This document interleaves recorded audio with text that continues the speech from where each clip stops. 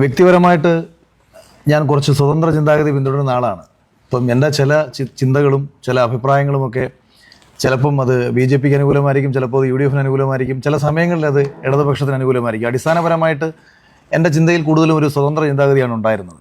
ഞാൻ മുൻപ് തന്നെ എൻ്റെ സിനിമ എടുത്ത സമയത്ത് ഒരു താത്വിക അവലോകനം എന്ന് പറയുന്ന സിനിമ അത് കണ്ടിട്ടുള്ള എല്ലാവർക്കും അറിയാം. കേരളത്തിലെ ഒരു ബിസിനസ്സുകാരൻ, അയാളുടെ തകർച്ച, അയാൾ രാഷ്ട്രീയ പാർട്ടിക്കാരാൽ തകർന്ന ഒരു ബിസിനസ്സുകാരൻ തൻ്റെ പോരാട്ടം 3 രാഷ്ട്രീയ പാർട്ടികൾക്കെതിരെ നയിക്കുന്ന രീതിയിലൊരു സിനിമയായിരുന്നു എടുത്തിരുന്നത്.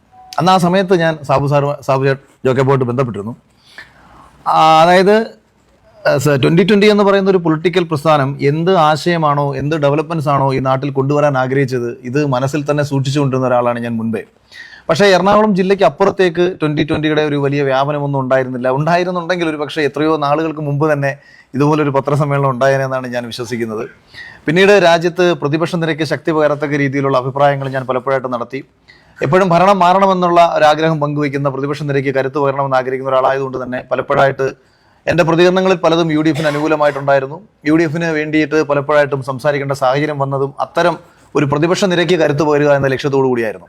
പക്ഷെ അതിനേക്കാളെല്ലാം ഉപരി ഇന്നൊരു പ്രതിപക്ഷ നിരക്ക് കരുത്ത് പകരുക എന്ന ലക്ഷ്യത്തെക്കാൾ ഉപരി നമ്മുടെ നാട്ടിൽ ഒരുപാട് ചേഞ്ചസ് കൊണ്ടുവരാൻ, അങ്ങനെ ഒരു ചേഞ്ചസ് കൊണ്ടുവരണമെങ്കിൽ ഇപ്പോൾ ഏറ്റവും അടുത്ത് റീസെൻ്റ് ആയിട്ട് നമ്മുടെ MP പ്രേമേന്ദ്രൻ പറഞ്ഞു, റെയിൽവേയിൽ നാളിതുവരെ കാണാത്ത ഒരു വികസനമാണ് നടന്നത്. രാജ്യത്തും നാളിതുവരെ കാണാത്ത വികസനങ്ങൾ നടന്നുകൊണ്ടിരിക്കുന്നു. ലോകത്തിന്റെ മുന്നിൽ ഇന്ത്യ 4ാമത്തെ സാമ്പത്തിക ശക്തിയായിട്ട് കുതിച്ചുകൊണ്ടിരിക്കുന്നു. അപ്പോൾ ഒരു ഭാഗത്ത് നമ്മുടെ രാജ്യത്ത് നടന്നുകൊണ്ടിരിക്കുന്ന വികസനങ്ങൾ കണ്ടില്ലെന്ന് നടിക്കാൻ പറ്റത്തില്ല. അതേസമയം തന്നെ നമ്മുടെ കേരളം പലപ്പോഴും ചിന്തകൾ കൊണ്ടും മറ്റു പല കാരണങ്ങൾ കൊണ്ടും പിന്നോട്ടാണ് പോയിക്കൊണ്ടിരിക്കുന്നത്. ഇത് ഇടതുപക്ഷത്തിന് തന്നെ മന്ത്രിയായിരുന്ന ദിവാകരൻ ഇത് സൂചിപ്പിക്കുകയുണ്ടായി. എന്താണ് നമ്മുടെ നാട്ടിലുള്ളതെന്നും ഇവിടെ നിന്ന് എന്താണ് കയറ്റുമതി ചെയ്യുന്നതെന്നും ഏത് മേഖലയിലാണ് കേരളം അഭിമാനിക്കേണ്ടതെന്നും ഒക്കെ തന്നെ ദിവാകരൻ പങ്കുവയ്ക്കുകയുണ്ടായി. അപ്പൊ എങ്ങനെ ഒരു രാഷ്ട്രീയ പാർട്ടിയിൽ പ്രവർത്തിക്കുക എന്നതിനേക്കാൾ ഉപരി ആ രാഷ്ട്രീയ പാർട്ടിയുടെ വിഷൻ, ആ രാഷ്ട്രീയ പാർട്ടി എന്താണ് സമൂഹത്തിന് കൊടുക്കാൻ ആഗ്രഹിക്കുന്നത്, അപ്പൊ ഈ ചിന്തകളിൽ എല്ലാ അർത്ഥത്തിലും അവിടെയാണ് 2020യുടെയും NDയുടെയും BJPയും തമ്മിലുള്ള ഒരു ലയനം വരുന്ന സമയത്ത് എന്താണ് BJP ഉദ്ദേശിക്കുന്നത്. 2020 പോലത്തെ ഒരു രാഷ്ട്രീയ പ്രസ്ഥാനത്തെ ഒപ്പം ചേർക്കാൻ NDA തീരുമാനിക്കുമ്പോൾ 100% ഡെവലപ്മെന്റ്സ് അല്ലാതെ മറ്റെന്താണ് അവർക്ക് മുന്നോട്ട് വയ്ക്കാൻ പറ്റുക. അങ്ങനെ നാടിന്റെ ഡെവലപ്മെന്റ്സിന് വേണ്ടിയിട്ട്, നമ്മുടെ വരുംകാല തലമുറയുടെ മാറ്റങ്ങൾക്ക് വേണ്ടിയിട്ട് ഇപ്പോൾ ഇന്ന് ഈ കാലഘട്ടം ഇങ്ങനെ മാറിക്കൊണ്ടിരിക്കുകയാണ്. നമ്മൾ ഇന്നും 80ലും 90ലെയും കാര്യങ്ങളെക്കുറിച്ച് സംസാരിച്ചിട്ട് കാര്യമില്ല. എന്താണ് 2030 സംഭവിക്കാൻ പോകുന്നത്, എന്താണ് 2035ലും 40ലും നമ്മുടെ തലമുറയ്ക്ക് ഉണ്ടാകേണ്ട അറിവുകൾ എന്തൊക്കെയാണ്, അവർക്ക് ഏത് മേഖലയിലാണ് സർവൈവ് ചെയ്യാൻ പറ്റുക. അപ്പോൾ ഇതൊക്കെ കൊടുക്കാൻ കഴിയണമെങ്കിൽ വിഷണറി ആയിട്ടുള്ള, ദീർഘവീക്ഷണമുള്ള, കുറച്ചുകൂടെ മലയാളത്തിൽ പറഞ്ഞാൽ ക്രാന്തദാർശനികമായ ചിന്തകൾ പങ്കുവയ്ക്കാൻ ശേഷിയുള്ള നേതാക്കന്മാർ വരണം. ആ നേതാക്കന്മാർക്ക് പഴയകാല രാഷ്ട്രീയ ഈ പണിമുടക്ക്, മറ്റുള്ള പ്രശ്നങ്ങൾ ഇതെല്ലാം മാറ്റിവെച്ചുകൊണ്ട് ഒരു പുതിയ കാലഘട്ടത്തിന്റെ രാഷ്ട്രീയം പറയാൻ കഴിയണം.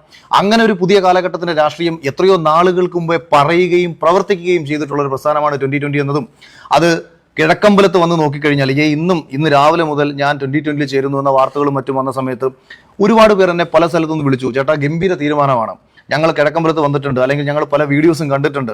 അപ്പം ഒരാൾ പറയുകയും പറഞ്ഞത് പ്രവർത്തിക്കുകയും ചെയ്ത് കാണിക്കുകയാണ് ചെയ്തത്. അല്ലാതെ ഇപ്പം എല്ലാവർക്കും പറയാൻ എളുപ്പമാണ്, പക്ഷേ അത് പ്രവർത്തിച്ച് കാണിക്കുകയാണ് പ്രയാസം. ഇത് നമ്മളിവിടെ വന്ന് നോക്കിക്കഴിഞ്ഞാൽ കിഴക്കമ്പലത്ത് തന്നെ അതിൻ്റെ ഏറ്റവും മഹത്തായിട്ടുള്ള ഒരു മിനിയേച്ചർ വേർഷൻ, ഭാവിയിലെ കേരളം എന്താകണം എന്നുള്ളതിൻ്റെ ഒരു മിനിയേച്ചർ വേർഷനാണ് കിഴക്കമ്പലത്ത് 2020 കാണിച്ചത്. അപ്പം സാബു ജേക്കബിന്റെ വിഷനും 2020യുടെ കാഴ്ചപ്പാടും ഈ രീതിയിൽ വരുമ്പോൾ എന്നെ കണക്ക് ചിന്തിക്കുന്ന ഒരാൾക്ക് ഏറ്റവും മികച്ച രീതിയിൽ പ്രവർത്തിക്കാനും ചേരാനും ഇതല്ലാതെ മറ്റൊരു രാഷ്ട്രീയ ആശയം നിലവിൽ കേരളത്തിലില്ല. ആ സന്തോഷമാണ് ഞാൻ ഇന്നിവിടെ പങ്കുവയ്ക്കുന്നത്. അതിൻ്റെ ഭാഗമാകാൻ വേണ്ടിയിട്ട് ആഗ്രഹിക്കുന്ന നിരവധി പേരുണ്ടാവുമെന്ന് എനിക്കറിയാം. എന്നെ പോലെ ചിന്തിക്കുന്ന ധാരാളം പേരുണ്ട്. മാറ്റങ്ങൾ കൊണ്ടുവരാൻ ആഗ്രഹിക്കുന്ന തലമുറ നമ്മുടെ നാട്ടിലുണ്ട്. അവർക്കൊപ്പം നിന്നുകൊണ്ട്, അവർക്ക് വേണ്ടി സംസാരിച്ചുകൊണ്ട്, അവർക്ക് വേണ്ടി പ്രവർത്തിക്കാൻ ആഗ്രഹിക്കുന്നത് കൊണ്ട് കൂടിയാണ് യഥാർത്ഥത്തിൽ ഇങ്ങനൊരു തീരുമാനം എനിക്ക് എടുക്കേണ്ടി വന്നത്.